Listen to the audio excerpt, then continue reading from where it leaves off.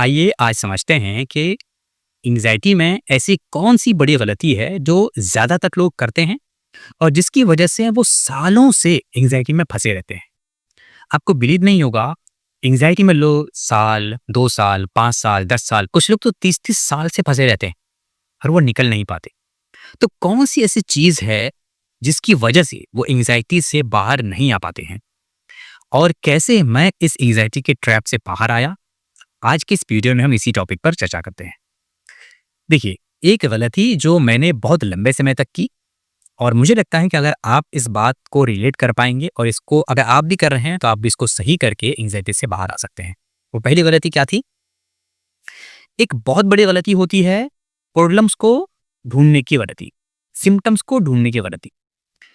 ज़्यादातर समय मैं क्या करता था ना कि जभी भी लगता था कि एंग्ज़ायटी है, इस वजह से ये हो रहा है, उस वजह से ये हो रहा है या कहीं पर बॉडी में कोई भी सेंसेशन होने लगे या कुछ भी हो रहा है, तो मैं उसके बारे में रिसर्च करता था।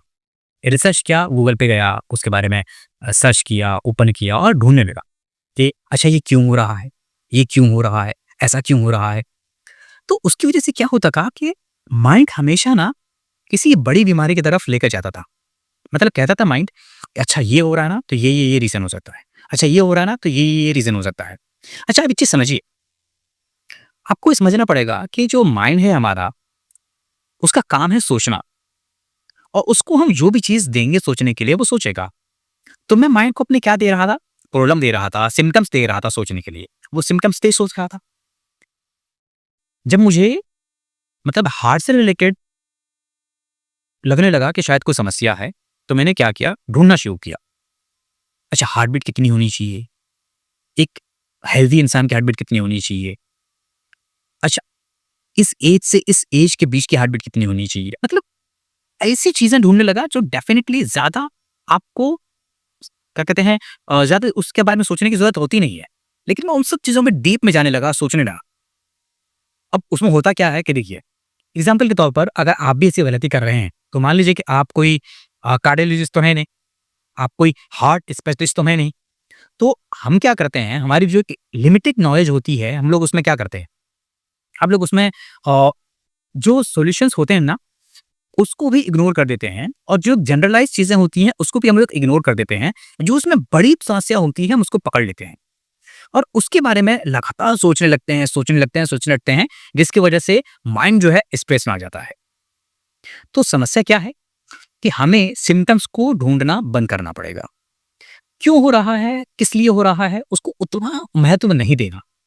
अच्छा एग्ज़ाम्पल के थ्रू समझते हैं।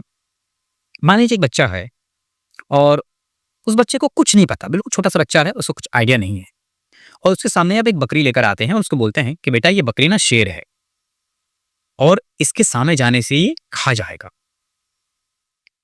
जब बच्चा पहली बार सुनेगा तो शायद उसको बिल्कुल ना हो, दूसरी बार सुने उसको यकीन ना हो, तीसरी बार सुने उसको यकीन ना हो। लेकिन ऐसे धीरे-धीरे जब उसको डेली बुलाया जाएगा ना, तो क्या होगा? उस बच्चे के मन में उस बकरी को देखकर डर बैठ जाएगा। इवन उस बकरी में वो काबिलियत ही नहीं है, वो बकरी उसको खा ही नहीं सकती। लेकिन उस बच्चे के लिए वो बकरी अब शेर बन चुका है। उस बच्चे के माइंड में उस बकरी की इमेज एक शेर की बन चुकी है। हालाँकि अगर कोई इंसान दूसरा देखे तो क्या कहेगा? क्या आदमी है यार, बकरी से कह रहा, क्योंकि वो उसकी रियलिटी को देख रहा है। लेकिन जो ये बच्चा है इसको क्या लग रहा है कि नहीं, वो शेर है क्योंकि उसको शेर बनाया गया, उसको शेर समझाया गया। तो हम क्या कर रहे हैं कि जो जनरलाइज़ चीज़ें हैं जो हर इंसान के साथ होती हैं।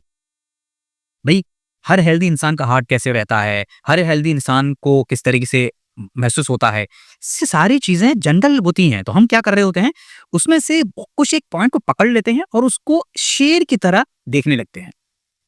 और वही छोटी चीज़ हमारे माइंड पे एक शेर की तरह बस जाता है और हमें लग रहा होता है कि ओहो! ये इतनी बड़ी समस्या है।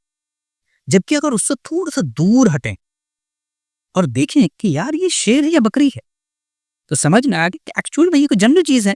ये तो हर किसी के साथ होता है। लेकिन हम उसको बहुत ज़्यादा महत्व देने लगते हैं। तो मैंने भी बहुत ज़्यादा रिसर्च करना शुरू कर दिया था कि ये क्यों होता है, वो क्यों होता है, वो क्यों होता है। तो फिर मुझे रियलाइज़ हुआ कि नहीं, ये चीज़ें नुकसान दे रही हैं। अच्छा, उसके अलावा एक और चीज़ जो मैंने करी और मुझे लगता है कि शायद ज़्यादातर लोग करते हैं और आपको उससे बचना चाहिए। वो क्या है? अलग-अलग लोगों की बातों को फ़ॉलो करना। देखिए, अगर आप आज मेरी बात सुन रहे हैं और कल आप किसी और की बात सुनेंगे, परसों किसी और की बात सुनेंगे, तो उसमें क्या होगा कि मान लीजिए जो मैंने अपना एक्सपीरियंस शेयर किया कि मैं कैसे इससे बाहर आया, तो मैंने कुछ चीज़ें फ़ॉलो करी होंगी, जो मेरे लिए काम करी। किसी दूसरे इंसान से आपने सुना, उन्होंने कुछ चीज़ें फ़ॉलो करी होंगी, जिस चीज़ों ने उनके लिए काम करी। अब एक दिन आपने मेरी बात फ़ॉलो करी, एक दिन आपने उनकी बात फ़ॉलो करी, तो उससे क्या होगा कि ना तो आप मेरी बात को पूरी तरीके से फ़ॉलो कर पाएँगे, ना आप उनकी बात को पूरी तरीके से फ़ॉलो कर पाएँगे। तो इसमें आप और ज़्यादा स्ट्रेस में आ जाएँगे। इसका एक मेन रीज़न क्या है कि एंग्ज़ायटी में कोई भी जो सॉल्यूशन है ना, वो सॉल्यूशन आपको कंसिस्टेंटली फ़ॉलो करना पड़ता है और उस पर टिके रहना पड़ता है। और यही एक चीज़ है जो ज़्यादातर लोग नहीं करते हैं। वो 15 दिन, महीने दिन किसी एक चीज़ को फ़ॉलो करेंगे, फिर छोड़ देंगे। फिर किसी चीज़ को फ़ॉलो करेंगे, फिर छोड़ देंगे।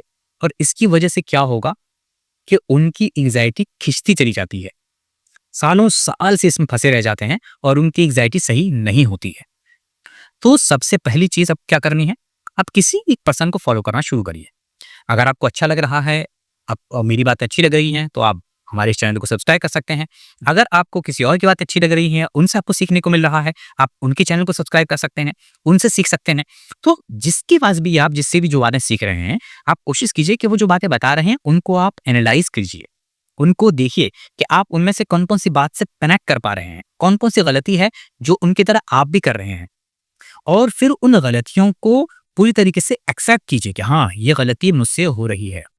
और जब वो गलती आप एक्सेप्ट कर लेंगे, फिर उसके बाद आप उन गलतियों पर एक्शन लीजिए कि मुझे कैसे इन गलतियों को सही करना है। और फिर उस एक्शन पे कंसिस्टेंटली बने रहिए। ये नहीं कि मैंने आज एक काम कर लिया, 15 दिन कर लिया, फिर छोड़ दिया। उसको कंसिस्टेंटली करना पड़ेगा। तभी जो है इससे बाहर आ पाएँगे और बिलीव कीजिए मैंने बहुत सारी ऐसी चीज़ों को फ़ॉलो किया और जिसकी वजह से आज डेफ़िनेटली मैं इससे पूरी तरीके से बाहर आ पाया। उम्मीद करता हूँ कि आप भी इससे बहुत जल्दी बाहर आएँगे।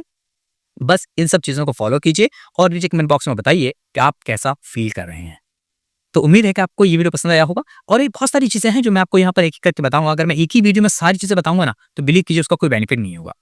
और आप भी अगर एक साथ सारी वीडियोज़ देखेंगे तो उसका भी कोई बेनिफिट नहीं होगा। इसलिए एक वीडियो देखिए, उस पर अप्लाई कीजिए, फिर देखिए, फिर अप्लाई कीजिए। बार-बार आपको समझ में नहीं आ रहा, बार-बार आप देख सकते हैं, अप्लाई कर सकते हैं। उससे क्या होगा कि आपके माइंड को ये समझ में आ जाएगा, ओहो! ये शेर नहीं बकरी है। और जिस दिन आपके माइंड को समझ में आ गया ना कि ये शेर नहीं बकरी है, उसी दिन आप इससे पूरी तरीके से बाहर आ जाएँगे। तो उम्मीद है कि आपको ये बातें समझ में आई होंगी और हाँ, चैनल को सब्सक्राइब करके ज़रूर रख लीजिएगा क्योंकि यहाँ पर हम अपनी पूरी जो है मैं जर्नी यहाँ पर आपके साथ शेयर करने की कोशिश करूँगा और कोशिश करूँगा कि आपको स्टेप बाय स्टेप बताऊँ कि किस तरीके से मैं यहाँ से बाहर आया और किस तरीके से आप भी बाहर आ सकते हैं। मिलते हैं अगली वीडियो में। Thank you so much.